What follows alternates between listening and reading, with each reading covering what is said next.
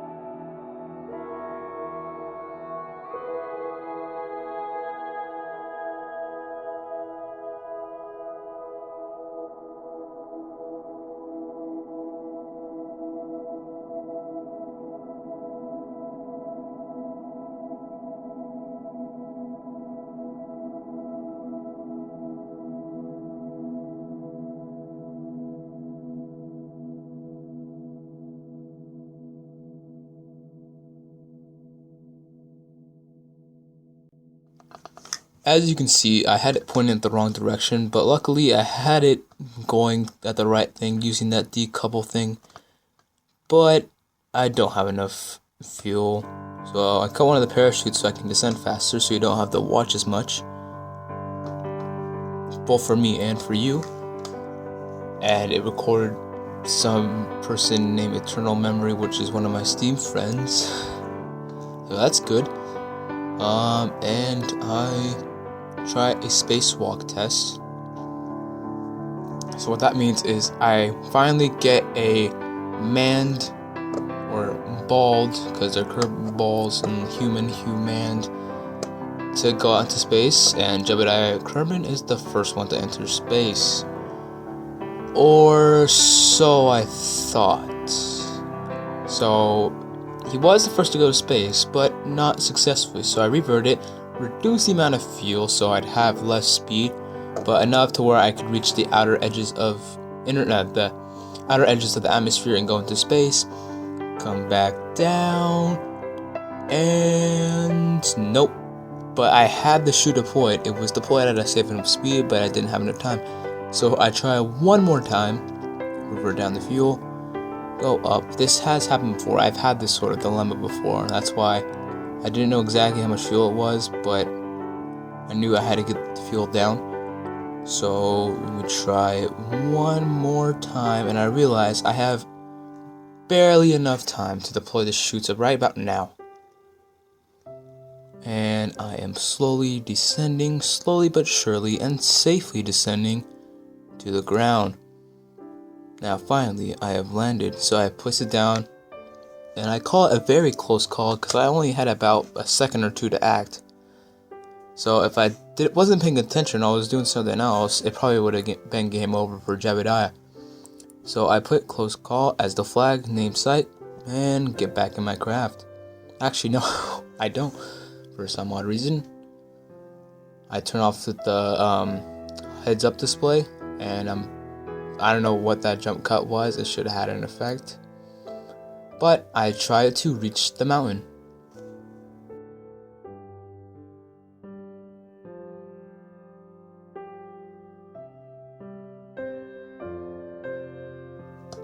And as you can see, I'm having a bit trouble turning it to the mountain. As you can see, I'm burning right when I can get upwards instead of downwards towards the ground.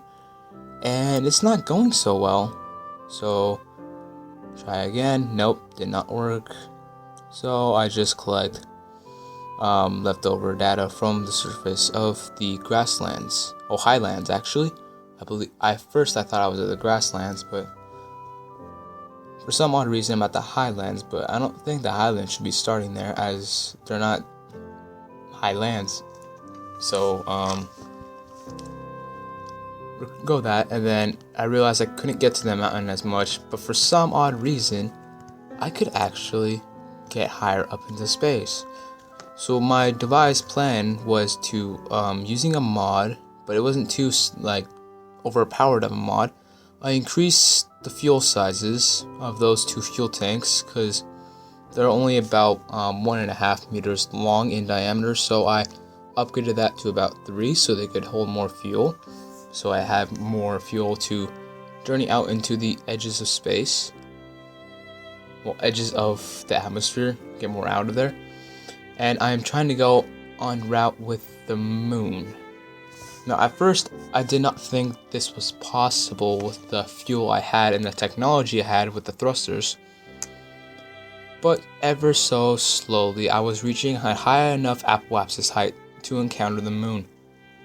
Now, around 2,500 meters per second is when you're expected to be able to reach the moon, because at that time your altitude reaches about or up slightly above the moon. So what I do is I go farther than the moon, adjust my flight path to prograde so I can extend out, which gives me more of a window of time to burn. As you can see, it's spreading out, so if I have more of a greater chance to encounter it. But I realized my craft is off of its how should I say it? It's off of its not axis, but more of eccentricity. Not too sure if that's the right term to call it. So I even it out, so it's more than likely to encounter the moon. But as you can see, it's taking more than one try to get to reach it. So I'm trying again, and again, and again, and again, and again, and again, and again, and again, and again, and again, and again, and finally, after about 7 or 8 orbits, I'm finally able to get a close-up of the moon. So now I can start collecting much more valuable data, as you can see, as the goo canisters were 20 science and the barometers were about 16 science. And then the what is it called? The basic science, or the Science Junior 9001, gave me about 50 science per canister, so that's great. But I believe I need a third one to get all the data from it, as it has such a high data value that it's gonna take more than two scientific gathering equipment to get the full potential out of the science. So I am correcting my orbit into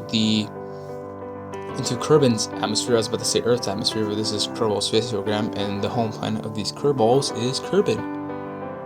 We should probably call our planet humane. Nah, I'm just kidding. Okay, so I had a bigger heat shield, to slow me down much quicker, as I should have done before with the other craft. And I deploy the chutes, and I am safely returning to the surface of Kerbin.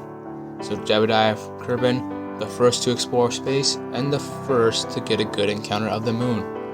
So, This has been the end of the Kerbal Space Program Science Show Episode 2.